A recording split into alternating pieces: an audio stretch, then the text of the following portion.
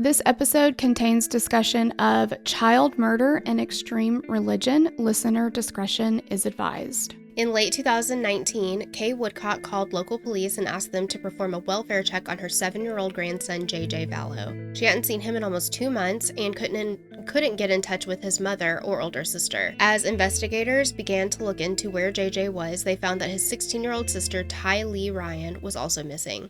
Their mother, Lori Vallow, claimed that they were safe and happy but refused to tell anyone where they were. Detectives continued to dig into the Vallow family and found a sickening story of extreme religion, demons, zombies, and murder. They found suspicious deaths that surrounded Lori, as well as her new husband, Chad Daybell. Unfortunately, no one could find JJ or Tylee. Were they really somewhere safe, or had they been victims of Lori and Chad's bizarre cult-like religion? Okay. So, probably if you're watching this, you're somewhat familiar with this case. It was and is a huge case. I mean, we still have Chad Daybell's trial to go through. But man, when you get into it, it's just outrageous. Yeah, exactly. I'm sorry, my cord is caught on something. Okay. We do have, though, lots and lots and lots of thank yous before we get into this. This case was suggested by Paige Bryan. How do you say Bryson. My goodness. Paige Bryson. How do you say this name? Shersey. Thank you. River. Kaylee Crawford. Bridget Powell. Or Shersa, maybe? Shersa? Both beautiful. Yes. Bridget Powell. Lee Cesares, Whitney Rogers, Bailey Decker, Claire Rodriguez, Fancy Britches. I like that. Lee Conan, Jessica Brazel, Virginia Grant, Andy Smith, Kaylee Harden, Lauren, Shariah, Mandy Marco. Yeah. Wow. This, I'm going to go out on a limb and say this is our highest requested case so far. I would say so. That's a lot of names. And these are people that used our form online. So I'm sure other people have commented or messaged and suggested it. So this is like just the form submissions. Absolutely. And we also have to thank Madison for writing it up. Thank you. Okay, so let us begin. And this is a two-parter, by the way, guys. There's too much for one part. Sorry. And as always, if you are a patron at even the lowest level, doesn't matter what level you are going to get the audio of part 2 immediately, right away. So there you have it. Otherwise, part 2 is out next week. No big deal. Lori Noreen Cox was born on June 26, 1973 in Loma Linda, California, to Janice and Barry Cox. She was the third of 4 children with 2 older brothers, Alex and Adam, and then she had a younger sister, Summer. The entire Cox family was raised in the Church of Jesus Christ of Latter-day Saints.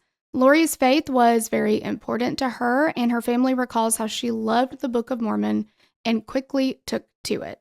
Like, even as a little girl, she loved it. I don't know the right word. I don't want to... Impressive, but also, like, odd. Yeah, in her case, different. Odd. Yeah. Yeah, because, I mean, I don't know. As a kid, I liked Barbie and stuff. I don't know.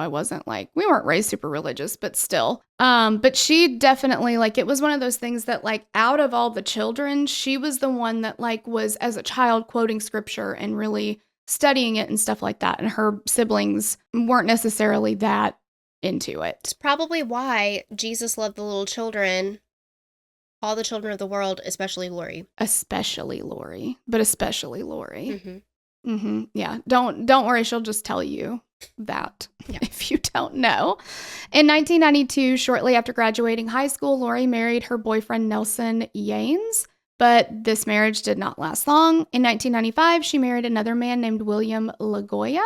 At 22 years old, Lori gave birth to her first child, a son named Colby. Colby remembered that Lori's marriage to his father was toxic, and she didn't want her son to grow up that way, so they left in 1998. In 2001, Lori married her third husband, Joseph Anthony Ryan Jr., and it seemed like everything was turning around for Lori and Colby at this point. Joe was a great husband and father, and even legally adopted Colby. On September 24th, 2002, Lori gave birth to the couple's first child, a daughter named Tylee Ashlyn Rylan. No. I said Rylan. Oh my goodness, yeah. I'm used to saying Rylan because I have a friend whose child's name is Rylan. So I just stuck that right in there, didn't I? It's There's a lot of L's too. Yeah. Tylee Ashlyn Ryan, sorry. Born just a day after Lori's sister Summer, Tylee was referred to by her aunt as her almost birthday twinner. I had an almost birthday twinner too with our cousin's daughter. She was born a day before my birthday. So Yes. I was like, can you hold her in another 11 hours? Like, is it that much to ask? Like, and apparently whatever. It was. Yeah. Yeah, it was. Yeah. Summer described Tylee as a tiny baby, barely over 5 pounds at birth. The little girl with blue eyes and golden hair seemed to do everything early. Walking, talking, reading. Tylee was excited to do everything. It didn't take long for Tylee to have her big brother Colby wrapped right around her little finger. Oh. They were best friends, despite Colby being about 6 or 7 years older. Her Aunt Summer told stories about how Tylee always wanted to be a big girl. When Lori had a small hair salon built into her house and took clients, Tylee would often be found in her mother's salon chair, getting her hair styled like the big girls. Ugh. As a child, Tylee was diagnosed with the disease pancreatitis. This is inflammation of the pancreas. She was admitted to the hospital at least 7 times during severe flare-ups, but Lori was always there, being her daughter's voice when she was in pain, making sure that she was being taken care of. Lori helped her with school to make sure she didn't fall behind. She scheduled visits from friends and had fun things to keep her occupied until she was released from the hospital. And by all accounts, even Colby and family members and everybody, they were like, Lori was a fantastic mother. Mm-hmm. Like, yeah, super engaged, super involved. Well, like, okay, the evil lives here. And it's like, but there were signs. There weren't many signs at this point. Like, It seemed like, she was just a really engaged and loving mother. I mean, she did everything she could for these kids at this time. That just makes it like you said, if you see the signs coming up, I'm not saying none of this is easy in any way, shape, or form, but it's almost like, okay, well, now that I look back on it, whatever the case is. But in this case, it's just, they're so blindsided. Like, well, and I know from experience, obviously I've never dealt with anything like this, but I will say that looking back on things like, life experiences or whatever, I have definitely been like, man, if I had just known earlier, and I don't know what I would have done, but it kind of feels like you could have guarded your heart a little bit more. Like maybe, Yeah. That makes sense. Yeah. Yeah. Yeah. And it's like the love of a mother is supposed to be the safest place in the whole world for you. Yeah. Tylee was great in school, even eventually testing out of high school because she was college ready in every single subject. Wow. She was an excellent artist. She sang, danced, drew. She did calligraphy. She was a photographer. God. This girl is like 16 years old at this time. Like, so talented. I know. One of her favorite subjects to photograph later in life was her younger brother. Her aunt described her as, quote, funny, kind, but could also be bitingly sarcastic. She really came into her own when she turned 16.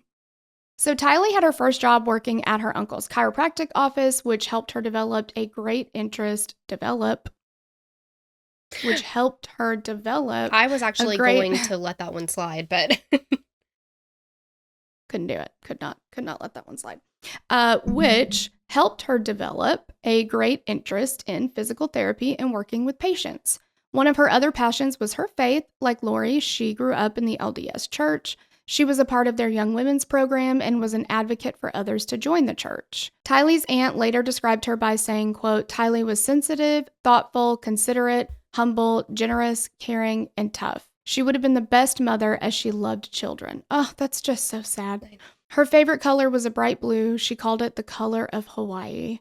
Her favorite dessert was a no-bake cheesecake. Tylee loved the shows The Office, Friends, The Bachelor, and others. She loved music, she loved her friends, and had so many fun times with them. So, after Tylee was born, Lori ended up entering the Miss Texas pageant. And she even went on Wheel of Fortune explaining that God had told her that she was meant to be on the show.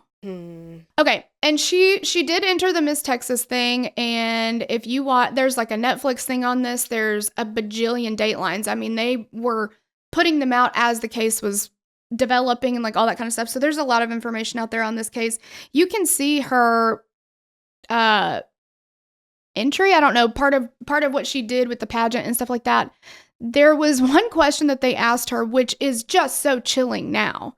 But there was one question that they asked her, and they're like, I don't know what the question was, but she's answering it. It's like, what's important to you or something like that. She's like, I want to be a great mother, a great wife. You know, I try to make sure I have time to exercise and make sure I have time for my faith. And like, I'm paraphrasing, but she's talking about keeping up with everything and kids and okay, all that stuff. And then she says, I'm basically a ticking time bomb. Oh my God. Well, and the thing is, like, Yikes. she's a walking red flag, and she has been, because, like, once you like hindsight, right? But watching her, it's like she's not really trying to be slick, but she's so charismatic and she's so charismatic. Flirty, yep. And something. Like, it works in her favor, and people are like, oh, really? And they just fall right into it. And she's conventionally attractive. Like, we're going to see that in this case time and time again, where police officers are just mesmerized with her, and they're just super flirty back with her, and they just believe everything that she says. Exactly. Like, it's, but her saying she was a ticking time bomb. Now, do plenty of people say that if they've got a super busy schedule and blah, blah, blah? Oh, I'm sure they do. Yeah. But in this case, in hindsight, it is chilling. Back at home, it seemed like her marriage was headed for the same fate that her two previous ones had. Colby said that he initially loved having Joe as his father, but it had gotten to a point where it seemed like every single thing that Colby did annoyed Joe to no end. And, he said, I don't know if it was just like, little boy stuff. Because I know that age around 7, 8, 9, I don't know how long it lasts. Boys are doing, they're picking, they're whatever. Like, my son will do something and he'll be like, was that funny? Like, they're trying to learn what's funny. They're trying to test boundaries, like all these things. So there are things that they can do that, like, as an adult, you're like, okay, that's annoying. Quit doing that. But like, he's like, I don't know if it was just little kid stuff I was doing. Like, I don't know what it was. But he ended up becoming physically abusive towards Colby. Reportedly, he was also physically abusive towards Lori. In 2005, she took Colby and Tylee and left Joe. She filed for divorce. After they were out of the home, though, Colby told his mother that Joe had also been sexually abusing him. A therapist later revealed that Tylee confided that Joe had also sexually abused her. Just heartbreaking. And if you watch the Netflix, what is it called? Sins of Our Mother? Mm-hmm. Joe's sister is actually in it. And she corroborates these things. I mean, not saying that we wouldn't believe them, but, you've got members of his family saying, yep, I think that's what was happening. Around this time is when Lori became even more involved with the church. She reportedly went to her bishop and told him that she was either going to turn her life to the temple or she was going to murder Joe for what he had done. And Colby said that his mother often talked about wanting Joe dead, horrified at what he'd done to her children. And like in this situation, you can understand that. Yeah, definitely. I might say something similar, if something like that happened to my child. Like, yeah, of course. But man, we just know too much. We know too much. Yeah. Lori's brother, Alex, was also talking about wanting Joe dead. He was doing stand-up comedy at this point, which would include stories about where, like, he would talk about how he had tased Joe with a stun gun. Which is a felony in Texas. Yes. I mean, he's just... Again, it's like, okay, this is a stand-up comedian. He's probably making all this shit up, but like then... But he would preface it. He would be like, this is a true story. Seriously. And then he would say it. But it's like, yeah. That can't be true. Oh, I know. shit. You got to feel like really bad for the people that were like in the audience and being like, oh my God, I thought he was joking still. And like, I laughed at that. Exactly. Oh my gosh. So Joe and Lori fought over custody of Tylee, but ultimately Lori was rewarded full custody. In 2006, Lori met a man named Charles Vallow through a client at her salon, and everybody said they seemed perfect together. Charles was a businessman. He was financially secure. Lori seemed to really love him. They got married, and Charles joined the LDS Church, wanting to join his new wife in what she enjoyed so much. In 2013, Lori and Charles adopted my goodness, there's an X in there, and now I Really can't threw you speak. for a fucking loop. Sure did. Joshua Jackson Vallow, referred to by friends and family as JJ. JJ was the biological grandchild of Charles's sister, Kay. JJ's biological parents were reportedly unable to take care of him, so his grandparents cared for him for the first 10 months of his life, but he was ultimately legally adopted by Lori and Charles. And Kay and her husband felt that that would just be better for JJ. They were younger. It would give him kind of a more normal life, and then they'd still be able, obviously, to be in his life. have a relationship with him. Yeah. JJ had autism, and Lori was said to have been a very patient mother and loved having JJ as her son. While the entire family was excited for JJ to join them, it was difficult to tell who was most excited, his new brother Colby or his new sister Tylee. These kids had such a sweet relationship with each other. I know. Oh my gosh.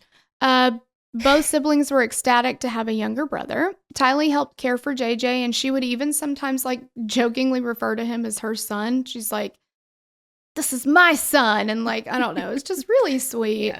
Yeah. Her love and caring for others was obvious, and she always made sure that her little brother was safe. JJ was a goofy kid who seemed to always have a smile on his face. He loved Willie Nelson and the song "We Will Rock You" by Queen. When visiting with his grandfather, Larry Woodcock, JJ could often be found singing songs on a microphone with him, and he'd even perform concerts for his stuffed animals at home. Sweet Angel, baby. I know. Lori's involvement with the church had gotten more intense after her divorce from Joe. There were pictures throughout their house of temples, and she was often talking about what spirits had told her, what instructions and directions they'd given her. In December of 2014, Lori told her family that a spirit instructed her to move to Hawaii. Hawaii? It feels very redundant, but okay. The entire family packed up and moved to the Hawaiian island. The children absolutely loved living in Hawaii, of course. I mean, it's paradise, right? Oh my gosh, I wish God would tell me to move to Hawaii. I know. I've seen Rip Girls on the DCOM, Disney Channel original movie. Yeah. I want to go to there. I've seen Johnny Tsunami before he goes to snowboarding. Oh, right. Yeah. When he's a surfer. Yes, but anyway, Lori joined their local LDS church and quickly made friends. April Raymond, one of her closest friends in Kauai, remembered that, she thought Lori and Charles had the perfect marriage. They had the perfect family. But once they started hanging out, she figured out that Lori complained a lot about Charles. And apparently Lori believed that Charles wasn't her spiritual equal. Her religious beliefs had become more extreme, and much of her time was spent either at the church or talking about the spirits and their communications. She told her friends and family that angels were communicating with her, and she once said, quote, "I no longer need to sleep very much or I'm woken up constantly by angels giving me instructions on things I can do to help further the Father's work." And so this would be the point in her life where but there were signs. This is when the family is starting to be like, oh, I don't know. Because, I mean, she's saying, I don't need to sleep. Everybody needs to sleep. Well, absolutely. And that's I feel like those are signs of a mental break.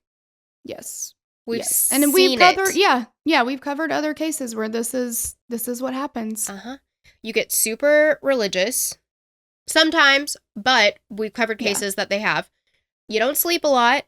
Your entire life is devoted to, let's use Lori's phrasing, the Father's work.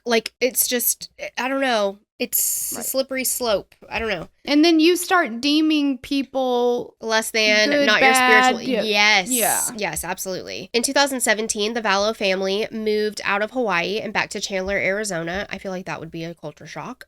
Even if you've only been there if I went for 2 weeks, I'd be like, what the hell? Where are the palm trees? Yeah, I don't live anywhere else anymore. No.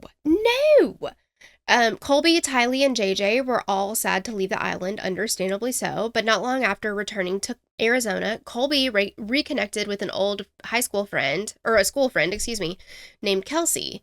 The two began dating, and it quickly became serious. Colby began attending Kelsey's Christian church with her, which absolutely infuriated Lori. It seemed as though Lori thought Kelsey was taking her son away from her. After Colby and Kelsey got engaged, the animosity from Lori seemed to get even worse, and it was as though she felt like she had to compete with Kelsey for Colby's love. Not normal. Not normal. You're the No. mom, not the girlfriend. Why do we Yeah. have to explain this to you? Whew.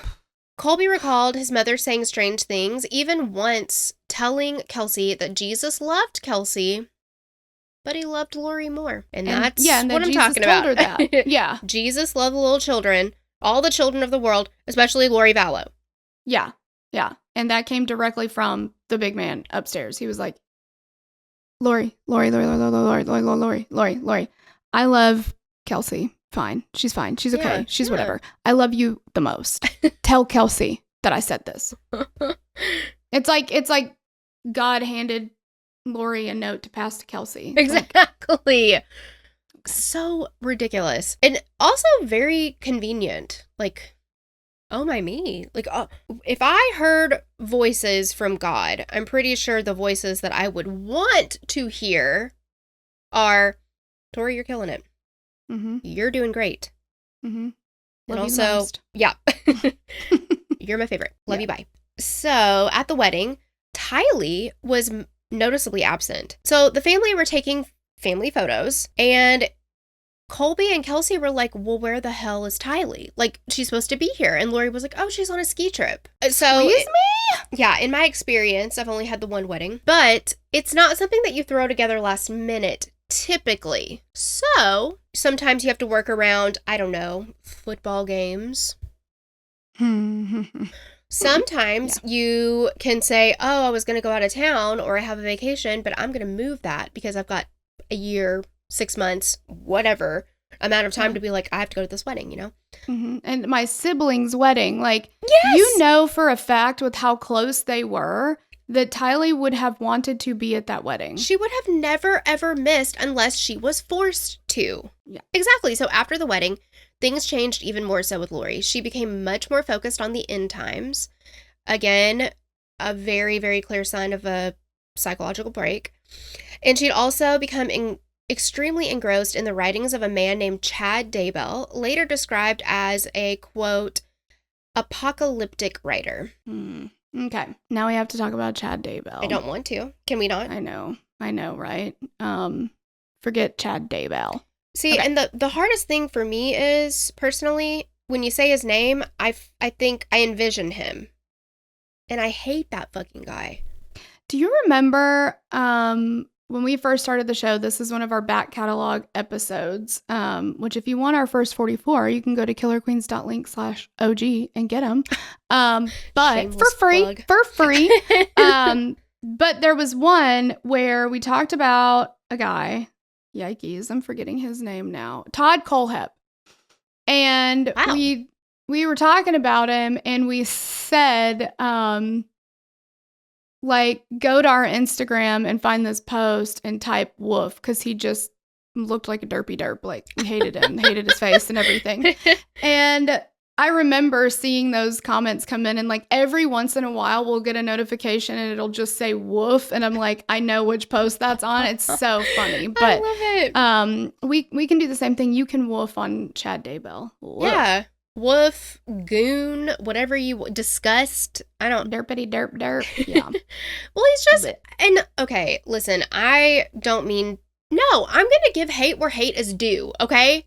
I'm going to do it. This guy is a piece of shit human being. So I'm going to say that he dresses real stupid. He's not at all attractive. Not even the least bit. Not even a little, no. I'm not seeing what I'm not smelling what The Rock is cooking in this situation. I'll just say Not that even a right little now. bit. Yeah. No, absolutely not. But keep going. Yeah, okay. So, Chad Daybell grew up in Utah in a family that was heavily involved with the LDS Church. He attended Brigham Young University, graduating with a degree in journalism in 1992. He started his own publishing company called Spring Creek Book Company in 2004, along with his wife, Tammy, and they had 5 children together. Chad's books were becoming more and more well-known within the Mormon community, but he still had to work several jobs to help support his family. Another writer said that in 2014, she began to notice a change in Chad's writing. He published a total of 25 books. That's a whole That's lot so of books. many books. writing about 2 near-death experiences, as well as what he believed would be the world's apocalypse and second coming of Jesus Christ. I feel like that the subject matter that we're talking about, 2 near-death experiences and the second coming of Jesus Christ and the world's apocalypse, right?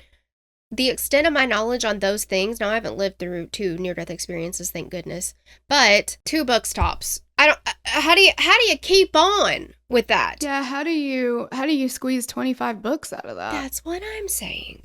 Yeah, I don't know. His writings became more and more outlandish, which brought him an entirely new set of readers and supporters. And we know that there is a market for this kind of stuff. And when we covered, what was that? Devil You Know. Yeah. Sherry Schreiner. Her name was Sherry Schreiner. Yeah.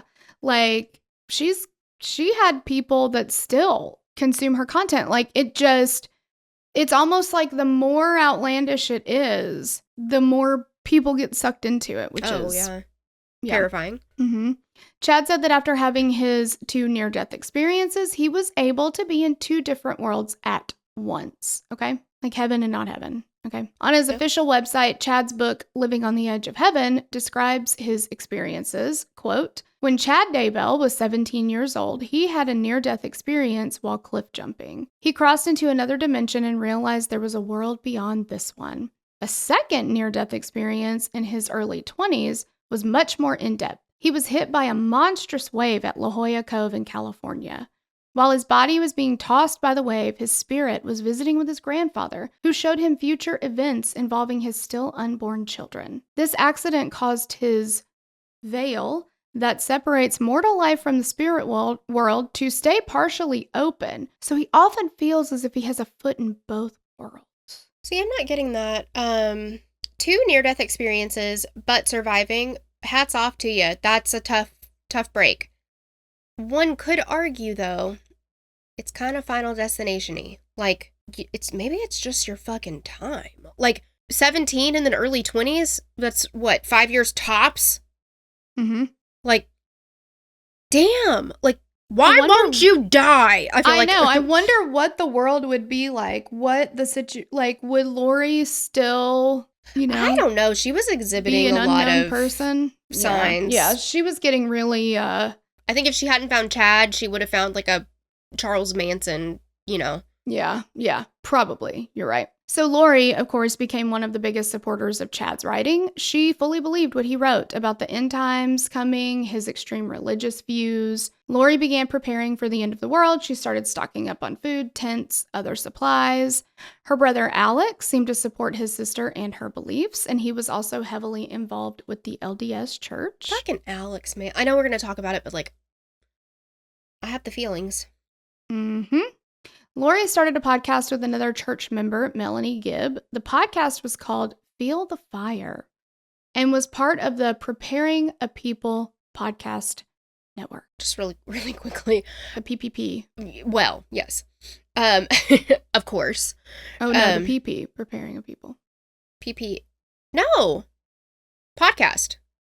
Oh, podcast, yes. Okay. Yeah. Hearing parts of their podcast, because if you watch Sins of Our Mother, you will hear it, but it reminds me so much of Why? Balls. Yes, that's exactly what I thought too, listening to it, because they're like, "Hi, welcome to Feel the Fire. Hello there. Podcast. It's so great to hear from you." Yeah, can you hi, we have Melanie on. Hi, Melanie. Hi there, Lori. It's so great to be here. Me. Yeah, it's weird. And then they're like, "Oh, we have a special treat for you guys today. Here comes Chad Daybell." Like, it's just so, I was like, sweaty balls. Yes, exactly. It is exactly like that. Blech. So Preparing a People was a group formed by the people of the LDS Church. However, it was later said to not be officially affiliated with the church at all. The name was created to reference people readying themselves for the second coming of Jesus Christ. An article was later published on the Faithful Answers Informed Responses for the LDS Church website said that the Preparing a People group was heavily focused on, quote, sensationalism rather than doctrine. It summarized the group's beliefs and teachings by saying, quote, its teachings were on the fringe of the church's beliefs or an outright violation of church teachings. You gotta think LDS is like, nah, get out of here. Don't act like we know each other. Please don't act like we know each other. It's gotta be pretty outlandish for the LDS church to say, and this is based off of Murder by Mormons. That's the extent of my knowledge and peripheral other things, I guess, that I've watched. But like, isn't there some kind of like salamander stuff going on? Like it's... Oh, yeah, I don't remember. Something like that. Yeah, I know. They're like, please don't, like, no, we're not friends. Please don't do that. Yeah. In 2018, Lori finally met Chad in person at a Preparing a People conference. He was speaking at the conference, and while he was selling his books afterwards, Lori went up to speak to him. The two immediately connected. Not only did they connect, you guys, they believed that they had already been married in past lives. Like immediately, they're like, oh my gosh, it's so nice to finally meet you in person. We've been married in past lives. And then the other one's like, I know, right? I know. Like, right? Oh, you're the person my alimony's been going to. Like, I don't, what right, are you doing? Like, okay. Could you imagine, like, that would be a surefire way for me to, like, have a Tory-shaped hole in the wall. If somebody was like, we've been married before. I'm like, bye! Like, I know. Yeah. And she was just like, oh, yeah. Want to be on and my keep podcast? in mind, they're both married at this point. 2 people in this life and right now. Have children with their spouses. Yes. So Chad started guest starring on Lori's podcast. They were talking about the impending apocalypse, all the things. So remember, Lori is living in Arizona with her husband and children. Chad is living in Idaho with his wife and children. They were in constant communications. They each had special cell phones that were just to contact one another. But don't say that they have a relationship. They are not having an affair. No. Don't say that. They're friends, and sometimes they only just met. Oh, yeah, exactly. They don't even have each other's phone numbers. Yeah. Anyway. Lori's beliefs moved from extreme to fantastical, as Chad explained that the apocalypse was coming and that only the righteous would survive. He said that Rexburg, Idaho, would become the new Jerusalem. This also happens to be where he already lives, so that's helpful. Again, convenient. Mm-hmm. The two believed that there were zombies walking around Earth that had demons possessing them, and these demons had already possessed many of their loved ones. Dude, it's exactly Sherry Shriner. Mm-hmm. He also explained how he determined if someone was a mortal or a demon in a text to Lori. Quote, anyway, this is the chart that checks what percentage of mortals are still in their body. It worked for my friend's wife who died, my neighbor, George Bush, Stanley, etc. I kind of forgot about it because we've been dealing with zombies and demonic entities. But like now I remember. This really is Sherry Shriner, because didn't she say she called people like lizards or whatever? Yeah. Wasn't it like lizard people or something? Mm-hmm. And she would talk about celebrities. Lady Gaga, she believed Lady Gaga. was one. I think Taylor Swift was one as well. Don't talk about Taylor Swift. Okay, I'm sorry though. Like No, there was a serpent and it would go down and wrap around your vocal cords. Oh, that's right. Yep. Mm-hmm. And the only way to rid them was to kill them. Mm-hmm. I mean, yeah, same situation here, isn't it? That's what I'm saying. Except the vocal cords specifically, but yeah. But still, pretty much. yeah. Yeah. It's zombies, and you know what? I understand that only the, righteous will survive, but I heard that a country boy can survive. And that's just facts. I know. Charles had noticed the drastic shift in his wife's behavior, of course, because he's living with her, and had become increasingly scared for his safety and for the safety of Tylee and JJ. Lori told one of her friends that Charles was already dead and that his body had been taken over by the spirit of a demon named Ned Schneider, and that they were just waiting for the demon to die. Why you gotta bring Ned into this? Like, what did Ned do? Who the fuck is Ned? Also, yeah, leave Ned out of this, but like also, if you're saying, I'm just waiting for the demon that is inhabiting my husband's spirit to die, follow-up question, how is the spirit gonna die but your husband survived it? Like, that feels like we're talking about murder. Yeah. Lori told her family, including Colby, that she'd found out that Charles had been cheating on her for years, but there was absolutely no evidence of this. She painted a picture of a marriage that was being destroyed by Charles, while he tried to call and email Lori's family, explaining that she was acting erratically and threatening him, and they refused to believe it. The entire Cox family cut him off at Lori's request. Well, and this is somebody who knows their family is going to trust her. Mm-hmm. And, like, you can argue she's going through a psychological break because it definitely seems like she's no longer living in this reality. Sure. But at the same time, she chose to lie about this situation to make Charles look bad and to give them a reason. They need a reason to just not talk to him, because if he gets through to them, they might believe what he's saying or whatever. She knows it's not what happened. It's just very interesting how calculating that was. I was going to say, exactly. Yeah, like, that's what determines, in my opinion, and I don't know, it seems like it doesn't always happen in everybody's opinion, but, like, that's what determines premeditation versus a spur of the moment kind of thing, or whether she's sane or not. Obviously, if she is making moves to try to either cover her tracks or get people on her side or whatever, if she was completely incapable of standing trial due to insanity, I don't think that she would have gone to the lengths that she did, which of course we'll get into, but she would not have gone to the lengths. Yes! Mm-hmm. And to lie. She would be telling her honest to God truth, which is crazier than a shithouse rat, but she wouldn't think it was crazy. Right, because she thinks it's legit and she thinks it's real. And, like, you think of Andrea Yates, who... I was gonna say that. Yeah, just straight up was like, I did that to save them. Yeah. Yeah. But that's not what Lori does. Not even a little bit. I'm getting ahead of myself. I'm getting worked up. I'm starting to sweat a little bit.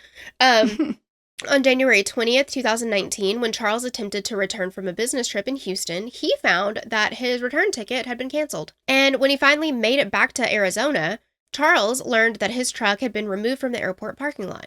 All of his belongings, including his clothing down to his underwear and his computer, had been removed from the family home. Charles called the police to tell him that all of his things were gone and that he couldn't get in touch with either of his children, and he explained to the officers that he thought that his wife had lost her mind and that she and her brother Alex were deeply involved in the LDS church, and that Lori thought that she was being resurrected. He told them that she'd emptied their bank account and threatened to kill him, and Charles tried to explain how Lori believed that he was no longer Charles but a demon named Ned. Now you gotta think, I mean, poor Charles, like, this is his reality, but you gotta think, like, whoever he's talking to is like, okay, crazy. Yeah, exactly. Like, exactly, because if you are telling people this is what she believes, it doesn't make any sense. Yes. Yeah, and so they're like, they don't believe him. No, which is, and it's so sad. God, it's so sad. Yes, and so he calls the police. There's body cam footage of this entire interaction, and you can see, I mean, he's so sweet. I don't care what Lori said about Charles. I love Charles, and he was sweet, and he was a Southern man, and I love a good Southern man, but you can see the desperation, but he's also being so kind. He's like, okay, thank you, like, okay, all right, you know, but you can tell he's like, and I don't know what to do. I don't know what to do. And he also doesn't want to speak badly of her. He's like, I hate to say this, but she's losing her mind. Like, there's something going on there. He's not getting anywhere. Nobody believes him. So sad. God, it's so sad. So Lori ended up reporting to the police station the next day with Tylee to explain what had happened. She told officers that while Charles had still been in Houston, they'd gotten into an argument over the phone about his reported infidelity. Again, no evidence of that.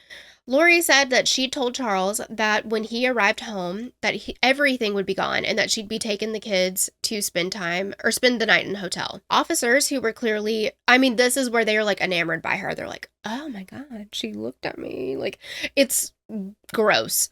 But yeah, she's being so like casual and flirty coquettish. And yeah, and like she's like, oh well, yeah, I mean, I was upset about my lip gloss, like, and they're like, and they're like, yeah, and they're like, I mean, you seem really normal to me. Okay, this all seems fine, but she admits to taking his truck and moving it, canceling his flight, getting rid of all of his belongings, emptying the bank account. Like, she admits to all of these things, and they're just like, I mean, sounds like he had it coming. I don't know. Yes. And they wanted, so the officers explained that Charles had filed an order to have her evaluated at a mental health facility. And they were like, look, it probably would be better if you just go ahead and go. But if you really don't want to go, officers are going to come to your door. If they knock, just don't answer. Just talk to them through the door. Just don't go outside. Yeah. He's like, we won't bust your door down. So if you just don't want to go, then just don't open the door. Yeah. How irresponsible is that? I know. I can't. Dangerous. I cannot imagine what they're thinking because she's got beer flavored nipples and he, whoever she's talked to that like fell for her siren song got tainted by her octopus ink. I can't imagine how they would feel now because I would feel like a bag of dicks if I was like, dude, that guy got me swooning. And then he went on to kill, whatever. I don't know. It's just. Yeah. And they should. And honestly, there should be, I mean, you can't just bend the law because somebody's pretty. Well, absolutely. I mean, come on. Well, my gosh. Exactly. Thank God I'm not more evil because I am gorgeous. I can get away with anything. I know. Exactly. But anyway, so it seemed pretty clear that the officers thought that Charles was acting strangely. He's the one who was just being crazy. So after this incident, Charles started living in Houston, visiting his children back at home, Lori's home in Arizona weekly. In late June of 2019, Charles confronted Lori about her relationship with Chad, and he threatened to tell Chad's wife, Tammy, about it if Lori didn't tell her herself. Lori's other brother, Adam, was one of the only family members who took Charles's claim seriously and was trying to help stage some sort of intervention for her. But despite everything going on between Charles and Lori, it was clear that he still cared for her and wanted his children to have their mother back, which is so sad. I mean, like, it's so sad. After everything, he was still a good man. On July 11th, 2019 at 7:35 a.m., Charles went to pick up JJ from the house in Arizona. When he arrived, he texted his brother-in-law Adam and told him that Alex was at the house. It was later found that Lori had texted Alex earlier in the week asking him to, quote, stand by for her protection. She also thanked him for supporting her and that it was, quote, all coming to a head this week. Again, premeditation. Also at the home were Lori, 7-year-old JJ, and 17-year-old Tylee. At 8:32 a.m., Alex Cox placed a 911 call and told responders that he'd gotten in a fight with his brother-in-law and shot him in self-defense. When the dispatcher asked if he wanted to start CPR, Alex said, no, thank you. He actually said, no, I don't know how to do that. And she's like, I will walk you through it. But he literally was like, no, thanks. Thank you for asking. No, I would not like to do that. Thank you. So the dispatcher gave Alex instructions for performing CPR, which he said that he was doing. First responders arrived on scene shortly after the 911 call was made and pronounced Charles dead. He was lying on the floor with 2 gunshot wounds to the chest. The gun was found in the front bedroom next to a gun case. Alex told police that Charles had been at the house for about 20 minutes and they'd been arguing about Lori. He said Charles had gotten physical with Lori that morning. Tylee had come out with a baseball bat to try to separate them, but Charles had taken the bat away from her. After Alex separated them, Lori left the home with Tylee and JJ. After that, Alex says Charles hit him in the back of the head with a baseball bat. So he had gone and grabbed his gun from the case. Alex said he told Charles to put the bat down, but that Charles had charged at him with the bat, so Alex shot him. Officers did note a small laceration on the back of Alex's head, but Charles is a fit guy, strong, I would think. He had this like teeny little laceration. I just feel like if Charles had knocked him in the back of the head with a baseball bat, would have caused more of a boo-boo. We'd be looking at a little bit more than that. Well, and also, this is the classic case of bringing a bat to a gunfight. Like, I understand that somebody can 100% be murdered by a metal baseball bat. Like, I'm not saying that at all. But it just seems like extreme force. And we've got 2 gunshots. When one in the chest surely would have incapacitated him. One in the fucking kneecap would have, you know what I mean? Like, right, exactly. If the goal is to get him to quit charging you, there are other means. Right. Exactly. While police were processing the scene and talking to Alex, Lori pulled up on scene with Tylee. Body cam footage shows Lori waiting nearby, undisturbed, having a regular morning. She asks nobody if Charles is okay, anything like that. She was cooperative. She did answer questions, and she told the police that she had asked Alex to stay there the night before because she was scared Charles was going to come over and cause trouble for her or hurt her in some way. And she literally says, like, the officer is like, how long have you guys lived here? And she's like, oh gosh, just a couple weeks or days or something like that. And she's like, I know. I'm like, oh, sorry, neighbors. Hi. Like, sorry, neighbors. My husband just got murdered in the house. She's laughing about it. Sorry, we're causing such a commotion. And the officers laugh. Yes. They're like, what a sweet and interesting lady. This poor woman's husband just died. Can't rule out nervous laughter. Like, any other situation, they would have looked into this at all. They didn't look into it at all. But that would have been a red flag for them, and it wasn't. They were just like, she's so funny. Oh my gosh. Poor Lori has to be embarrassed that her husband was just shot and killed in the house in front of her new neighbors. I feel so bad for her. Like, come on. So Tylee told the officers that she'd brought the bat out just to kind of separate Charles and Lori, and that she'd really just poked Charles with it. Sorry. Lori said that she had heard the gunshots but hadn't seen Alex actually shoot Charles.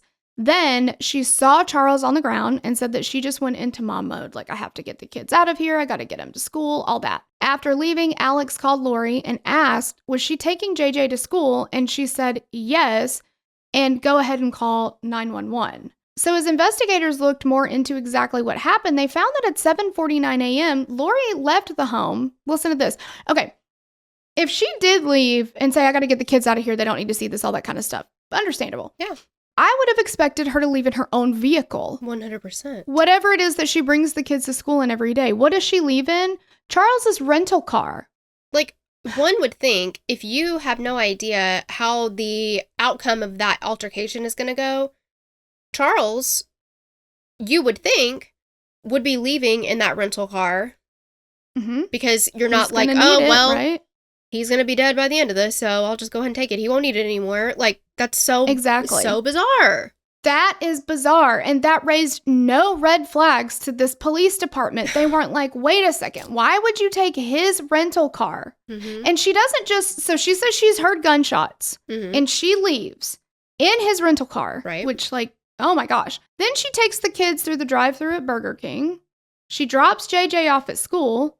And then she takes Tylee to Walgreens to buy flip-flops. And then they go back home. Why? That is just killing time is what that is. What stops can we make that make no freaking sense that are just going to waste time so I can come back and clearly not have been there when the commotion was all happening? Oh, absolutely. Or whatever. I feel kind of stupid. I didn't know that Burger King had like a breakfast menu. Is that like well known? I think everybody does now. Oh, okay. Probably. Yeah. I mean, even Taco Bell does, so I figure. Oh, true, yeah. Oh, you knew Burger King. You've had Burger King's breakfast, I think. Croissant. Holy shit, I totally have. Yes. Croissant-wich. Yeah. Oh, yeah. It's been a long time, that was them. Long time, yeah. So the police report that night indicated that it was found to be a self-defense shooting. All of it checks out here. Alex was interviewed, photographed, he was released. No charges at all were filed against him. Colby was at work when Lori called him to tell him that Charles had died. She said he'd come over to pick up JJ and then had a heart attack and died right there. What timing? Colby was immediately concerned about his brother and sister. When he called his wife to tell her, Kelsey, he said that nothing about it felt right, like something was off. Colby went over to the house where he saw Alex sitting on the couch wearing a bandage around his head. Tylee was extremely upset, crying and hugging Colby. She told him that Alex and Charles had gotten into a fight that day and Alex had shot him. So Friday, July 12th, the day after Charles died, Lori sent a group text to Charles's 2 adult sons. This is a full day later. And Lori, a group text. She says, "Hi boys, I have very sad news. Your dad passed away yesterday. I'm working on making arrangements and I'll keep you informed with what's going on. I'm still not sure how to handle things. Just want you to know that I love you, and so did your dad. Heart. Emoji. Or whatever." That's something that you text when you're like, hey, won't be able to make it to dinner. Yeah. So obviously, Charles's sons are like, What the fuck? Yeah. Yeah. So they're asking, like, what happened? Like, where is he? Where are you guys? Are the kids okay? I would think 40, 50 something year old man. Uh-huh. Yeah. Yeah. And it's just like, oh, well, he passed away. It's like, was it a heart attack? Was it a car accident? I mean, I'm sure they're probably thinking like car accident or something. Yeah. Because like, what else, And then they keep texting her like, okay, now you're telling us that our dad died and you're just disappearing. And they kept saying like, you're not too busy to let us know. We need to know what happened. You need to get in contact with us. I don't care what you're doing. You need to contact us. So she replies back, I'm sorry you are so upset. I'm upset too. I'm trying to get JJ ready for bed. I'm waiting to hear back from the medical examiner to make sense out of all of this myself. Please be patient with me. It's a crushing situation all the way around. I'm still trying to process it too and what it means for JJ. So Lori continued to evade their questions, still not explaining what happened to Charles. On July 15th, 4 days after Charles died, one of the boys sent a long text demanding answers from Lori. He also asked why she'd been the only one to contact them and why they hadn't heard from Colby or Tylee. He asked if JJ, the son, asked if JJ knew what had happened and if he was safe, along with wanting to know the details of what was happening with their father's remains. This, I feel like, is telling because Colby says as soon as he finds out that Charles is dead, he feels like something's off, but his questions are JJ and Tylee okay? Are they safe? And Charles's son immediately in his subconscious is flagged to ask the same thing. Is JJ safe? I just feel like, I think normally in a situation, if like somebody, had passed away, I don't know that my first thought would be to ask, are the children that you are caring for safe? I might say something like, are you okay? Do you need help with them? Are you okay? Do you need, stuff picked up, brought to you? Can I bring you guys dinner? Something like that. But their questions are is JJ safe? Yeah, that is interesting. Which I feel like is telling. I don't know. Yeah. Lori responded with a long text that explained how JJ believed that his father was in California working because, quote, he doesn't really understand. She said that she was putting up a memorial page on the funeral home's website and that Charles's wishes were to be cremated and have his children spread his ashes in Hawaii. She still did not offer any explanation as to what happened to Charles and continued to ignore their texts. On July 15th, Lori called Charles's insurance company to tell them that he died. Much to her surprise, she found that she was no longer the beneficiary of his $1 million life insurance policy. Charles had changed it a few months prior. Thank goodness. Yes. Thank goodness. She told Chad that he'd probably changed it after he'd been taken over by Ned. Must have been Ned. Damn it, Ned! That's so Ned. Oh, jeez. And that is the end of episode 1. And this is a 2-parter again, so either get it right away or next week. Exactly. We'll pick it up in part 2. Yes. Thank you so much for hanging out with us. We love you. Love you. Bye. We'd love to hear your thoughts on this case. Connect with us on Instagram or Facebook to continue the conversation. Thanks for listening, and we will meet you back here next week. Bye! The theme song for the show is created and composed by Stephen Toby. You can find more of Stephen's work on SoundCloud. Our logo was created by Sloan Williams of Sophisticated Crayon. You can find more of her work on Etsy. Visit us at killerqueenspodcast.com for merch and other info about the show.